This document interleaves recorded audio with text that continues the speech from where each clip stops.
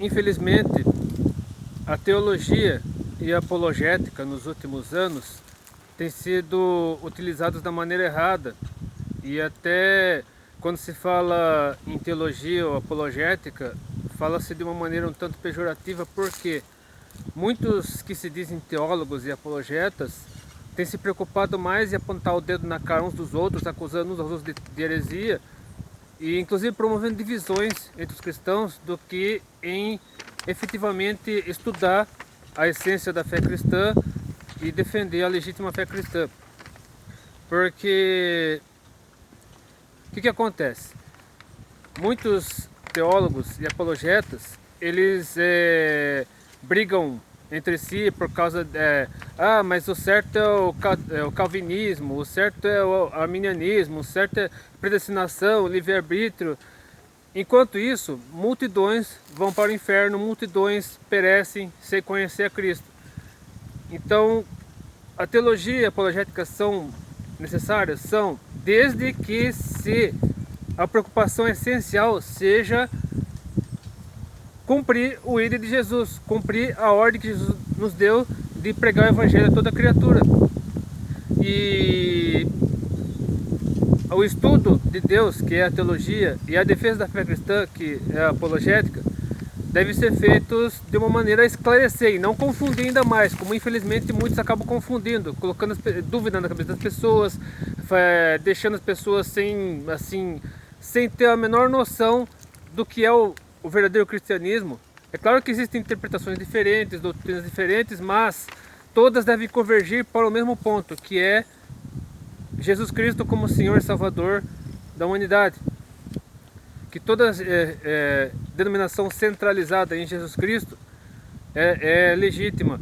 A partir do momento que ela sai do que está escrito na Bíblia, a partir do momento que ela deixa de considerar Jesus Cristo como Senhor e Salvador da humanidade, a partir do momento que negam que Jesus Cristo veio em carne como Filho de Deus, morrer pela humanidade, enviado pelo próprio Deus para morrer em nosso lugar, em sacrifício definitivo, para que não houvesse mais necessidade de sacrifícios humanos, de animais, para que não houvesse mais necessidade de sacrifícios de animais, Jesus Cristo veio a este mundo, sacrificou a si próprio, ele sem pecado, o único ser humano que viveu nesse mundo sem pecado, que veio esse mundo especificamente para morrer pela humanidade, claro, ensinar a respeito da verdadeira doutrina, a verdadeira fé, e reinterpretar a lei e inaugurar, a partir de sua morte e ressurreição, a era da graça.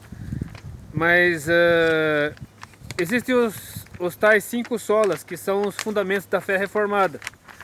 Eu, como não sou mais presbiteriano, nem batista, agora sou pentecostal, eu quero, com base em tudo o que eu vivi, as experiências que eu tenho vivido, o que eu tenho aprendido a respeito do cristianismo, agora sob o ponto de vista pentecostal, e aludindo também a muito do que eu aprendi na igreja presbiteriana, na igreja batista, eu quero falar um pouco sobre os tais 5 solas, que são os 5 fundamentos da fé cristã segundo a fé reformada. É claro que reinterpretando esses 5 solas de acordo com o que eu tenho aprendido nos últimos anos. A primeiro sola, que sola no caso seriam frases e expressões de latim referentes aos 5 fundamentos da fé cristã. O primeiro é somente a fé, ou sola fide, que está evidenciado na carta de Paulo aos Romanos, capítulo 1, versículos 16 e 17. Porque não me envergonho do Evangelho de Cristo, pois é o poder de Deus para a salvação de todo aquele que crê, primeiro do judeu e também do grego. Porque nele se descobre a justiça de Deus de fé em fé, como está escrito, mas o justo viverá pela fé. E em Tiago também, na carta de Tiago, capítulo 2, versículos 14 e 17, diz assim: Meus irmãos, que aproveita se alguém disser que tem fé e não tiver as obras, porventura a fé pode salvá-lo? E se o irmão ou a irmã estiverem nus e tiverem falta de mantimento cotidiano, e algum de vós lhes disser: Ide em paz, aquentai-vos e fartai-vos, e não lhes derdes as coisas necessárias para o corpo, que proveito virá daí? Assim também a fé, se não tiver as obras, é morte em si mesmo. Porque aparentemente esses dois textos são contraditórios. Um é totalmente diferente do outro, um contradiz o outro. Mas a Bíblia jamais é contraditória. O que acontece é o seguinte: A fé, quando a fé é genuína em Jesus Cristo, ela é uma fé na qual a pessoa recebe a Jesus como Senhor e Salvador de sua vida e recebe o Espírito Santo passa a habitar dentro dela. E a partir do momento que a pessoa vive pela fé em Jesus Cristo e é movida pelo Espírito Santo, e as obras da pessoa floram naturalmente, ou seja, as obras não são essenciais para a salvação. Você não é salvo pelas obras, e sim é salvo pela fé, mas a fé leva você a praticar boas obras, ou seja, as boas obras são consequência da salvação em Cristo Jesus e não o passaporte para a salvação. Mas a pessoa, o que seriam as boas obras? Você não somente praticar o bem, fazer caridade, mas também você dar bom testemunho, você parar de falar palavrão, parar de fumar, parar de fazer coisas que prejudiquem sua saúde, que prejudiquem outras pessoas, parar de roubar e não sonegar mais imposto, não mais fazer coisas que prejudiquem outras pessoas, enfim, você entendeu o que quer dizer. Você dá um testemunho coerente com a sua fé. É claro que a pessoa, quando está no início da fé cristã, ela vacila algumas vezes, ela dá algumas recaídas, só que quando a pessoa peca, ela se arrepende. A grande diferença entre nós, cristãos, e aqueles que ainda não são cristãos, é que os cristãos, quando pecam, se arrependem e procuram não cometer mais o mesmo erro. Já aqueles que estão fora da fé cristã, eles continuam errando sem sentir nenhum tipo de remorso, sem sentir nenhuma culpa, às vezes até sentem, mas não ligam para isso, não ligam para esse sentimento para que a consciência alerte para ela. E então a fé cristã é como diz lá também o texto que eu esqueci de mencionar aqui, de Hebreus 11, versículo 1, que a fé é o firme fundamento das coisas que não se veem e das coisas que se esperam. Ou seja, mesmo não vendo, nós cremos que acontecerá, porque nós cremos em Jesus Cristo, nós cremos em Deus, que Ele é o Deus do impossível, Deus que providenciará tudo aquilo que for impossível aos nossos olhos. Deus está tomando conta todas as batalhas, todas as guerras que não podemos travar, Deus travará em nosso lugar. Então Deus está à nossa frente, nos ajudando, nos confortando, dando-nos sustento, dando-nos fortaleza, dando-nos tudo o que nós precisarmos por meio da nossa fé nele. Porque quando nos reconhecemos que dependemos de Deus, reconhecemos que sem Deus não somos nada, Deus nos dá tudo que for necessário para podermos viver bem nesse mundo, ainda que em meio à escassez, em meio à falta de recursos, Deus nos supre tudo que for necessário e coloca pessoas no nosso caminho para nos ajudar, nos sustentar. O segundo sola é somente a Escritura, ou sola Escritura, como diz lá em Mateus 4, versículo 4, Jesus falando a respeito das Escrituras. Ele, no caso Jesus, porém respondendo aos discípulos, diz, respondendo ao diabo, desculpe, foi na tentação ao deserto. Jesus Cristo respondendo ao diabo, durante a tentação no deserto, ele diz o seguinte: nem só de pão viverá o homem, mas de toda palavra que sai da boca de Deus. Ou seja, Jesus falando para o diabo, está escrito, nem só de pão viverá o homem, mas de toda palavra que sai da boca de Deus. Ou seja, Jesus falando, Jesus, o próprio verbo encarnado, como diz lá em João capítulo 1, Jesus, ele participou da criação do mundo, o mundo foi criado por meio da palavra, e a palavra de Deus, que é a Bíblia Sagrada, nós a consideramos como a nossa única regra de fé e prática. Por quê? Porque o Espírito Santo usou pessoas ao longo da história, e essas pessoas escreveram da parte de Deus, e eu aprendi, quando passei pela classe de doutrina da Igreja Batista, eu aprendi que existem 5 revelações. 5 revelações ao longo da história. Que Deus se revelou para o ser humano de 5 maneiras: por meio da criação, por meio da história, por meio dos milagres, por meio da Bíblia, que eu estou falando agora, e por meio de Jesus Cristo.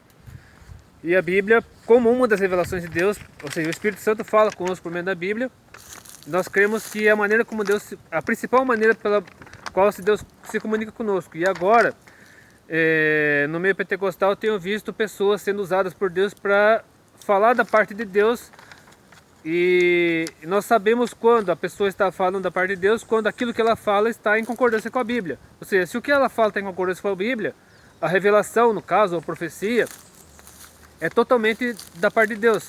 Nós cremos que ela fala da parte de Deus quando aquilo que ela fala está de acordo com a Bíblia e é para o nosso bem, para o bem das pessoas que estão ao nosso redor. Então, isso tem a ver também com a Escritura, porque toda revelação, toda profecia que nos é falada, tem que estar em concordância com as Escrituras. Então, o conceito de revelação e profecia, que é tanto definido no meio pentecostal, tem tudo a ver, sim, com o princípio só da Escritura, porque toda profecia ou revelação, ou até mesmo o dom de línguas, tem que estar em concordância com a Bíblia.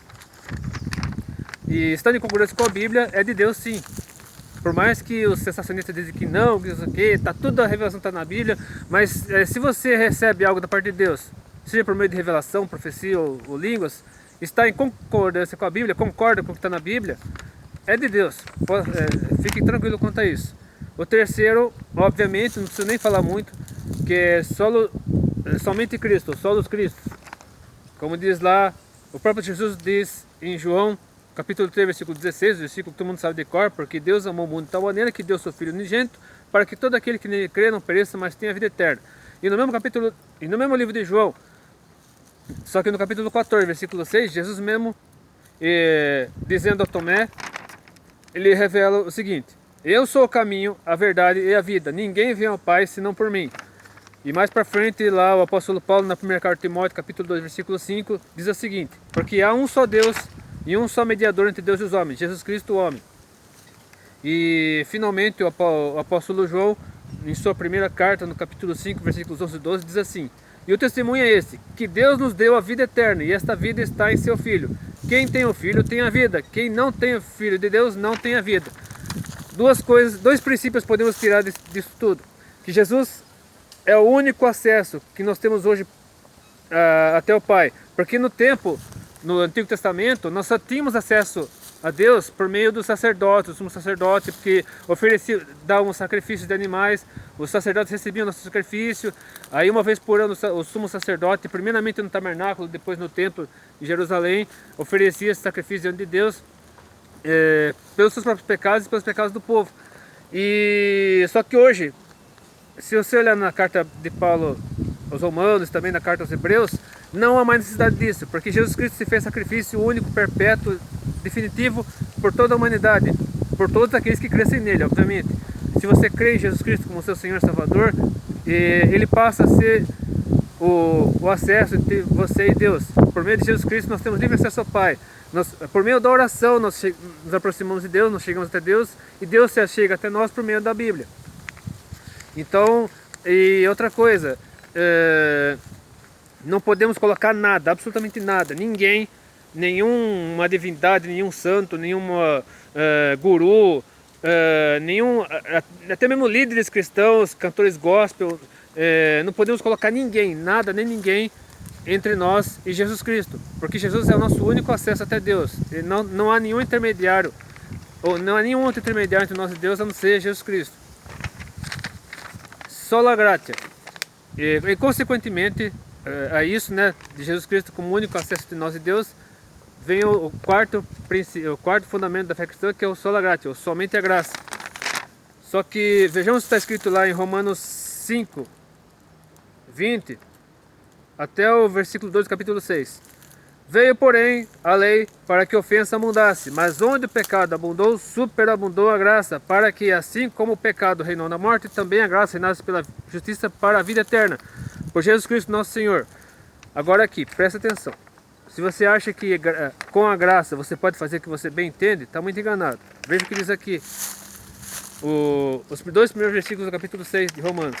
Que diremos, pois? Permaneceremos no pecado para que a graça abunde? De modo nenhum. Nós que estamos mortos para o pecado, conviveremos ainda nele. Afinal, o que é a graça? Graça é quando nós não recebemos... Não, assim, misericórdia é quando nós não recebemos aquilo que merecemos. E graça é quando nós recebemos aquilo que não merecemos, no caso da salvação. Porque a graça não é mérito nosso, a graça vem de Deus. Mas a partir do momento que nós decidimos seguir a Cristo, a partir do momento que nós escolhemos a vida, escolhemos servir a Cristo, Aí que tá, por isso que eu creio no meio termo entre predestinação e livre-arbítrio. Porque Deus é soberano, mas Ele dá ao ser humano a oportunidade de escolha, o direito de decidir se quer a vida eterna ou se quer o tormento eterno, o fogo eterno.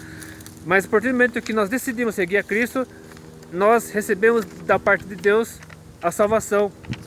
Nós somos salvos pela graça, pela fé em Cristo Jesus. Aí que voltamos para o princípio da sola fide. Porque pela fé em Cristo Jesus, como diz lá, na carta de Tiago, capítulo 2, versículos 14 e 17, complementa o seguinte. Não, desculpa. Efésios, desculpa. Eu voltei aqui no começo. Efésios, capítulo 2, versículos 5 a 10. O apóstolo Paulo fala o seguinte sobre a salvação pela graça mediante a fé. Estando nós ainda mortos em nossas ofensas, nos vivificou juntamente com Cristo. Pela graça sois salvos.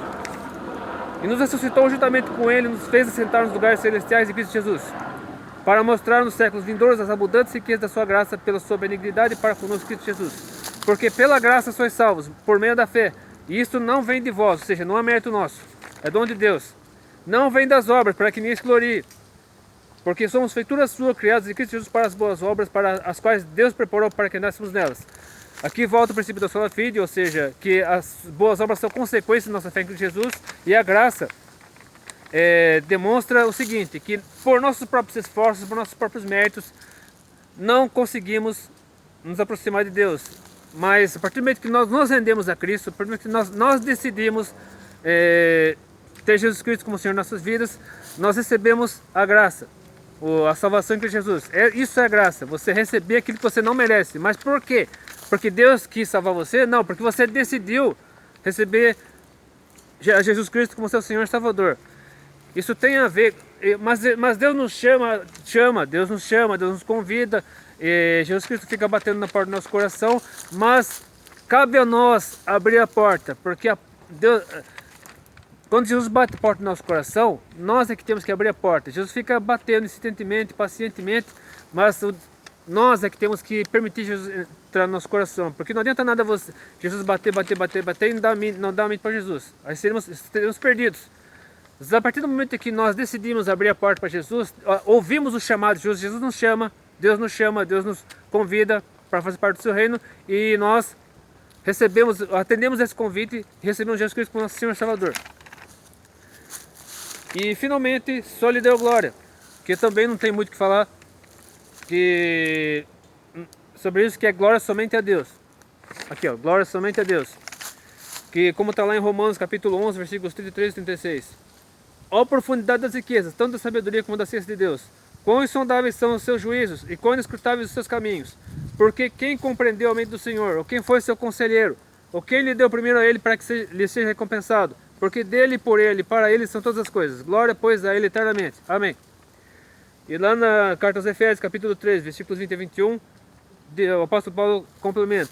Ora, aquele que é poderoso para fazer muito mais abundantemente, ou infinitamente mais, como diz a sua tradução, além daquele que pedimos ou pensamos, segundo o poder que nos opera, a esse glória na igreja por Jesus Cristo em todas as gerações, para todos sempre. Amém. E finalmente lá em Apocalipse, capítulo 22, versículos 8 a 9, o apóstolo João, ele conta uma experiência que ele teve, que demonstra que somente Deus merece toda a honra, toda a glória, todo o louvor, toda a adoração. E Jesus Cristo, sendo Deus, também merece toda a honra, toda a glória, todo o louvor. E João conta o seguinte aqui: eu, João, sou aquele que vi e ouvi essas coisas, no caso das revelações a respeito dos últimos tempos, do final dos tempos. E havendo-as ouvido e visto, prostrei-me aos pés do anjo que mas mostrava para o adorar. E disse-me o anjo: olha, não faças tal, porque eu sou conservo teu e de teus irmãos, os profetas, e dos que guardam as palavras deste livro. Adora a Deus. Ou seja, nem os anjos merecem adoração, somente Jesus Cristo, Deus Pai e o Espírito Santo, a Trindade, merece nossa adoração. Porque nenhum ser humano, mesmo sendo líder cristão, pastor, apóstolo, presbítero, seja o cargo que for que tem na igreja, enfim, seja lá, até mesmo cantores gospel, nenhum deles merece adoração. Somente Jesus Cristo merece adoração. A Ele devemos toda a honra, glória e louvor. Portanto, se você, e nem você mesmo merece, nenhum de nós merece alguma coisa, porque toda todo o mérito é de Deus, todo o mérito é de Jesus Cristo, porque por meio da fé, nossa fé em Jesus é que somos salvos. Enfim, esse é um assunto polêmico, mas eu precisei falar de uma maneira mais resumida possível para que você possa entender. E qualquer coisa, dê uma olhada nos cards. Se você gostou desse vídeo, curta, compartilha seus favoritos para o meu canal. Deus abençoe e até a próxima.